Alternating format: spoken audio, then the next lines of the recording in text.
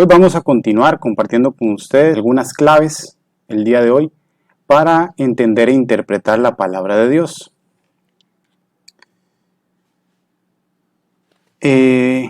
Para empezar tenemos que considerar que dice el Catecismo de la Iglesia Católica y el Magisterio que la Sagrada Escritura hay que leerla e interpretarla con el mismo espíritu con que se escribió. Entonces, la primera clave que vamos a compartir hoy para comprender e interpretar la palabra de Dios es recordar que su autor es Dios y que es necesario pedir ayuda al Espíritu de Dios para que nos asista a la hora de interpretar la palabra de Dios, de manera que sea solamente un esfuerzo intelectual, sino que más bien sea un momento de encuentro con ese Dios que nos ama. La Biblia originalmente fue escrita en otros idiomas, ya sea en griego o en hebreo. Los papiros y los pergaminos más antiguos que se encuentran, la lectura venía de corrido, en letras griegas, o sea, sin espacios, sin separaciones de párrafos, todas las letras pegadas para maximizar el ahorro de espacio, ya que estos materiales eran caros. Sin embargo, en momentos posteriores se agregan las separaciones de párrafos, después los números de capítulo, que son los números grandes que hay en ciertos momentos, en ciertas partes de la Biblia. Si abrimos la Biblia física vamos a encontrar esos números de capítulos, que son separaciones de texto grandes, unos números grandes, y unos numeritos pequeños, que son los versículos, que básicamente están al inicio de cada frase. Estos dos números pues nos van a ayudar a hacer la referencia a la Biblia, a encontrar los textos más fácil, a memorizar incluso algunos pasajes de la Biblia. Adicionalmente tenemos los títulos que nos ayudan a reconocer las diferentes temáticas que se dan en un texto bíblico. Sin embargo, es importante mencionar que los títulos, los versículos y los capítulos no están originalmente en la Biblia, son puestos después. Y eso nos lleva a que algunas veces, a pesar de su utilidad, pues debemos de tener cuidado porque pues podrían cortar ciertas ideas o dificultar la interpretación. Por ejemplo, si vamos a el texto en el capítulo 12 de Marcos, versículos del 41 en adelante, vamos a encontrar lo siguiente. En la versión que encontré decía, la ofrenda de la viuda pobre, ese es el título. Y dice que Jesús estaba sentado frente a los cofres de las ofrendas, mirando cómo la gente echaba dinero en ellos. Muchos ricos echaban mucho dinero. En esto llegó una viuda pobre y echó en uno de los cofres 2 moneditas de cobre de muy poco valor. Entonces Jesús llamó a sus discípulos y les dijo, les aseguro que esta viuda pobre ha dado más que todos los otros que echan dinero en los cofres, pues todos dan de lo que les sobra, pero ella en su pobreza ha dado todo lo que tenía para vivir. Bien, si lo vemos hasta ahí, o si vemos nada más esa parte del texto, pues podemos entender el texto, que tiene sentido también, como una invitación a dar de lo que uno tiene para compartir con la iglesia, con Dios, ¿verdad? Ser generoso. Pero, si nos vamos un poquito más atrás y empezamos a leer desde el versículo 38, el título dice, Jesús denuncia a los maestros de la ley. Jesús decía en su enseñanza, cuídense de los maestros de la ley, pues les gusta andar con ropas largas y que los saluden con todo respeto en las plazas. Buscan los asientos de honor en las sinagogas y los mejores lugares en las comidas. Y despojan de sus bienes a las viudas para disimularlo hacen largas oraciones. Ellos recibirán mayor castigo. Entonces vean qué importante es ver el contexto completo de una lectura. Porque ya aquí estamos no solamente viendo ese pequeño pedacito de la viuda dando sus 2 moneditas, sino casualmente, porque digo yo casualmente entre comillas porque no hay ninguna casualidad, hay una intencionalidad del autor al ponernos que los maestros de la ley despojan de sus bienes a las viudas, y entonces todo este texto al final se convierte en una denuncia de que las autoridades religiosas del momento no están favoreciendo la vida digna de las personas y simplemente las explotan para sacar beneficio. Otro caso que podemos ver está en el libro de los Proverbios, capítulo 9. Si nos vamos al versículo 17 directamente, podemos encontrar este precioso versículo. Las aguas robadas son dulces y el pan quitado a escondidas delicioso. ¿Qué nos está diciendo la Biblia? ¿Que está bueno robar? Pues no. Si nos vamos a los versículos anteriores y posteriores, dice, empecemos desde el 13. Proverbios capítulo 9, versículos del 13 al 18. La señora necedad es turbulenta, es estúpida y no sabe nada. Ella se sienta a la puerta de su casa, en una silla sobre las alturas de la ciudad, para gritar a los transeúntes que van derecho por el camino. El que sea incauto, que venga aquí. Y al falto de entendimiento le dice, las aguas robadas son dulces, y el pan quitado a escondidas delicioso. Pero el que no sabe que allí están las sombras y sus invitados en las profundidades del abismo. Entonces vean la importancia de no sacar los versículos de contexto. Buscar el contexto completo de la cita para tratar de entenderlo. Entonces esa es la segunda clave. La primera clave de la que hablamos fue pedirle la guía al Espíritu Santo.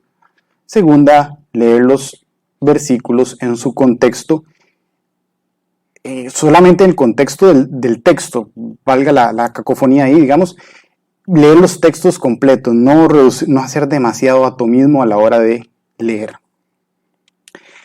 El tercer tip o la tercera clave para comprender la interpretación correcta de la Biblia es conocer los géneros literarios. Dice el Catecismo de la Iglesia Católica que en la Sagrada Escritura Dios habla al hombre a la manera de los hombres. Por tanto, para interpretar bien la Escritura, es preciso estar atento a lo que los autores humanos quisieron verdaderamente afirmar y lo que Dios quiso manifestarnos mediante sus palabras. Para descubrir la intención de los autores sagrados, es preciso tener en cuenta las condiciones de su tiempo y de su cultura, los géneros literarios usados en aquella época, las maneras de sentir, de hablar y de narrar en aquel tiempo. Pues la verdad se presenta y se enuncia de modo diverso en diversas obras de índole histórica, en libros proféticos o poéticos o en otros géneros literarios. Esto lo encontramos en los numerales 109 y 110 del Catecismo.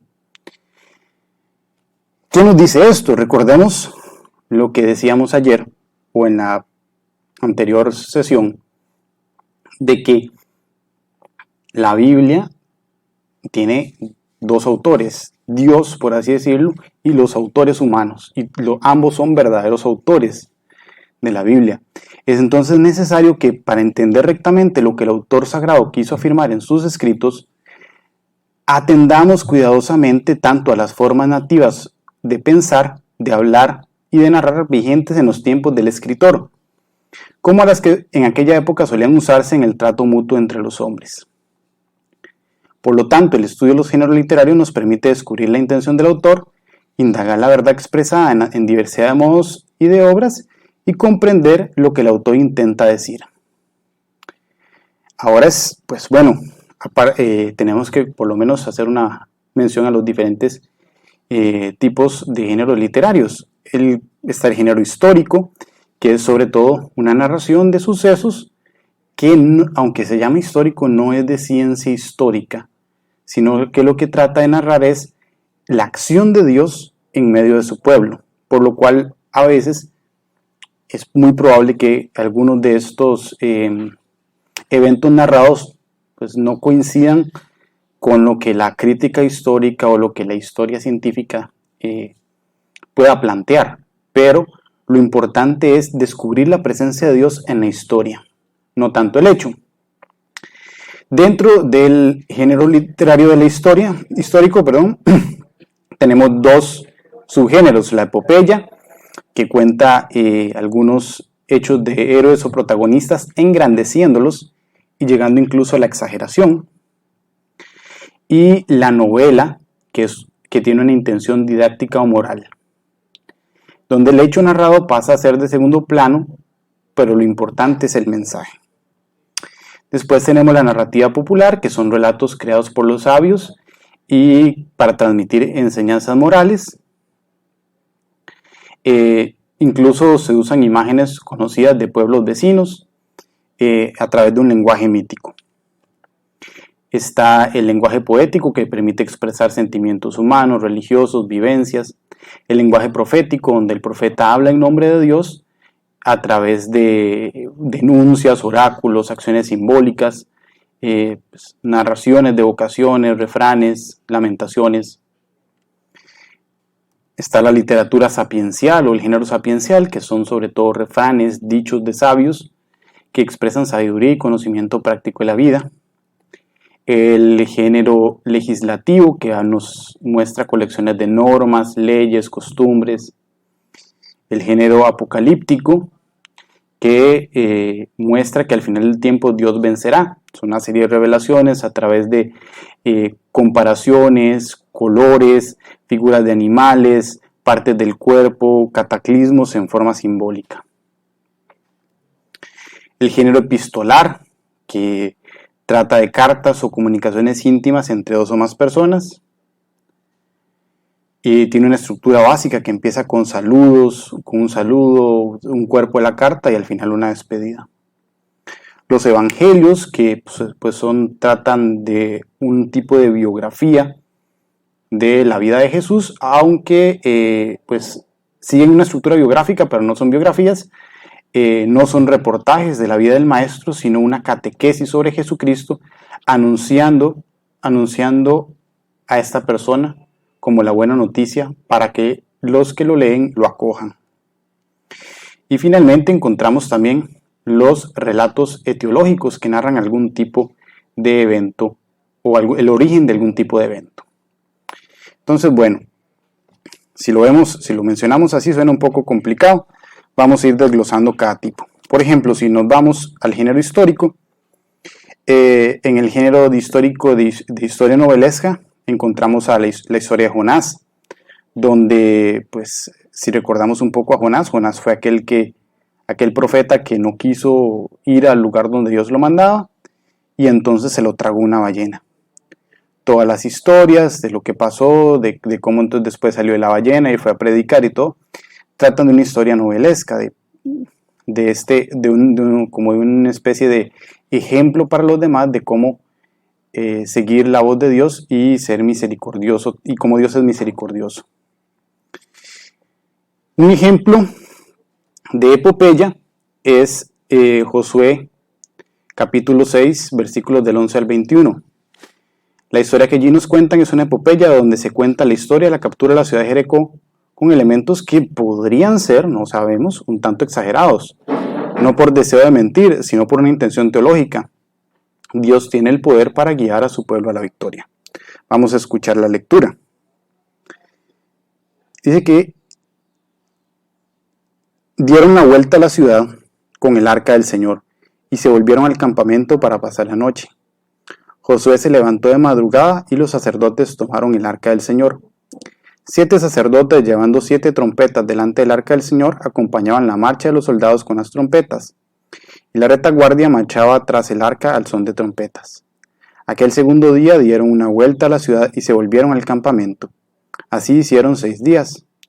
El día séptimo, al despuntar el sol, madrugaron y dieron 7 vueltas a la ciudad, conforme al mismo ceremonial. La única diferencia fue que el día séptimo dieron 7 vueltas a la ciudad. A la séptima vuelta los sacerdotes tocaron las trompetas y Josué ordenó a la tropa: griten que el Señor les entregará la ciudad. Esta ciudad con todo lo que hay en ella se consagra al exterminio en honor del Señor. Solo han de quedar con vida la prostituta Rahab y todos los que estén con ella en su casa, porque escondió a nuestros emisarios.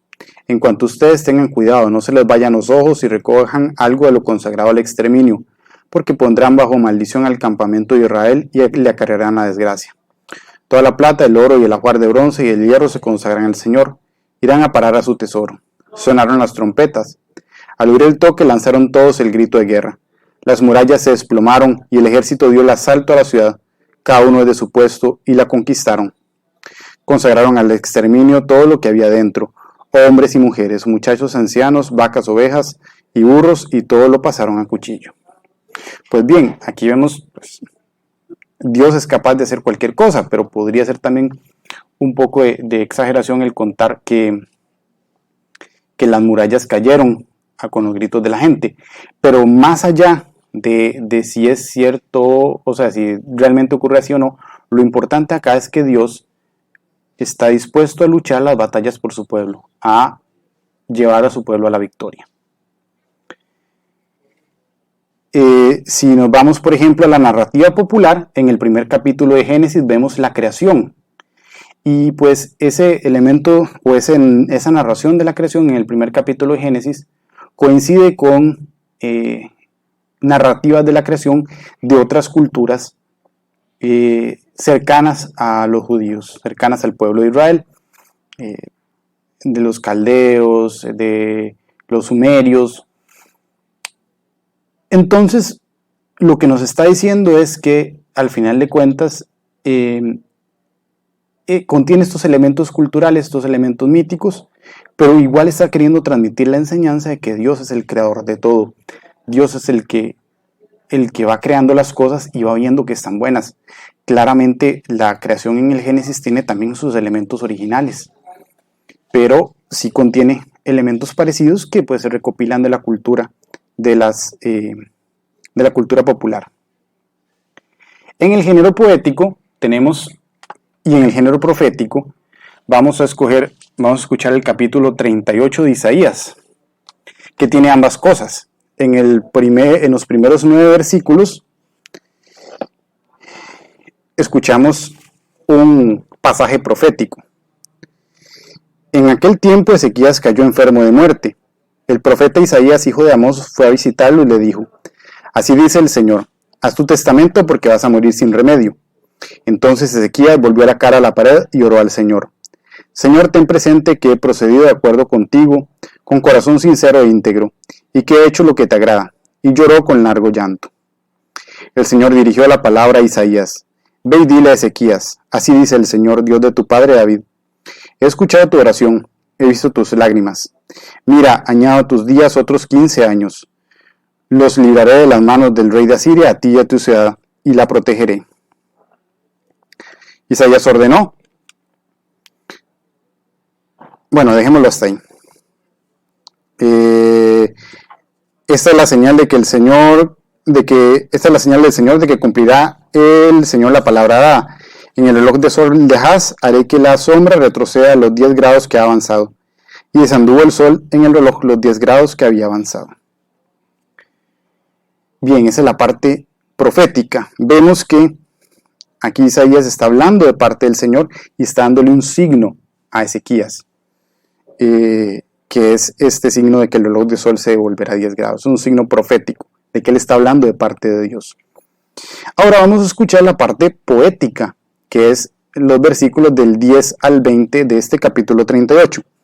Es un cántico de Isaías, rey de Judá, cuando se enfermó y sanó de la enfermedad. Yo pensé: en lo mejor de mis días tengo que marchar hacia las puertas del abismo. Me privan del resto de mis años. Yo pensé: ya no veré más al Señor en la tierra de los vivos. Ya no miraré a los hombres entre los habitantes del mundo. Levantan y enrollan mi vida como tienda de pastores. Como un tejedor devanaba yo mi vida y me cortan la trama. Día y noche me estás acabando, sollozo hasta el amanecer. Me quiebra los huesos como un león. Día y noche me estás acabando. Como una golondrina estoy piando. Gimo como una paloma. Mis ojos mirando al cielo se consumen. Señor, que me oprimen, sal fiador por mí. ¿Qué le diré y qué pensaré si Él es el que no hace? Huye de mí el sueño, por la amargura de mi alma. Los que Dios protege viven, y entre ellos vivirá mi espíritu. Me has sanado, me has hecho revivir. La amargura se me volvió paz cuando tuviste mi alma ante la tumba vacía y volviste la espalda a todos mis pecados. El abismo no te da gracias ni la muerte te alaba, ni esperan en tu fidelidad los que bajan a la fosa. Los vivos son quienes te dan gracias como yo ahora. El Padre enseña a sus hijos tu fidelidad. Sálvame, Señor, y tocaremos nuestras arpas todos nuestros días en la casa del Señor. Entonces ven, es un poema donde él está comparando ciertas cosas para decir la tristeza que tenía cuando se estaba muriendo y cómo Dios lo ha restaurado y le ha devuelto la alegría. Finalmente, en la literatura sapiencial tenemos los proverbios, por ejemplo, el pasaje de proverbios que escuchamos previamente, el de la necedad. Tenemos también el género legislativo, por ejemplo, Éxodo capítulo 20, versículos del 1 al 17, donde tenemos los 10 mandamientos. El género apocalíptico en Mateo capítulo 24, versículos del 1 al 31, que nos habla de la gran tribulación. Vamos a leer un pedacito, no vamos a leerlo todo. Voy a empezar a leer desde el 15 hasta el 25. Cuando vean instalado en el lugar sagrado el ídolo abominable anunciado por el profeta Daniel, el lector que lo entienda, entonces los que viven en Judea que escapen a los montes, el que esté en la azotea que no baje a recoger sus cosas, el que se encuentre en el campo que no vuelva a buscar el manto. Ay de las embarazadas y de las que tengan niños pequeños en aquellos días. Recen para que la huida no suceda en invierno o en verano. Habrá una tribulación tan grande como no la hubo desde el comienzo del mundo hasta ahora, ni la habrá en el futuro. Si no se cortara aquel tiempo no se salvaría ni uno, pero en atención a los elegidos se acortará aquel tiempo. Entonces si alguien les dice que el Mesías está aquí o allí, no le crean. Surgirán falsos profetas y falsos mesías que harán milagros y prodigios hasta el punto de engañar, si fuera posible, incluso a los elegidos. Miren que los he prevenido. Entonces, este capítulo, especialmente de Mateo 24, es género apocalíptico y claramente el Apocalipsis también utiliza el género apocalíptico. En el género epistolar tenemos, por ejemplo, todas las cartas de San Pablo, que en los evangelios tenemos los 4 evangelios, Marcos, Lucas, Mateo, que señalan esa buena noticia de Jesús viniendo a la tierra. Y en relatos etiológicos, ¿verdad? Tenemos el ejemplo de aquel relato de la Torre de Babel, donde pues se da el origen de la diversidad de lenguas que hay en la humanidad. Entonces se explica eso mediante la confusión que genera Dios a partir de lo que sucede en la Torre de Babel.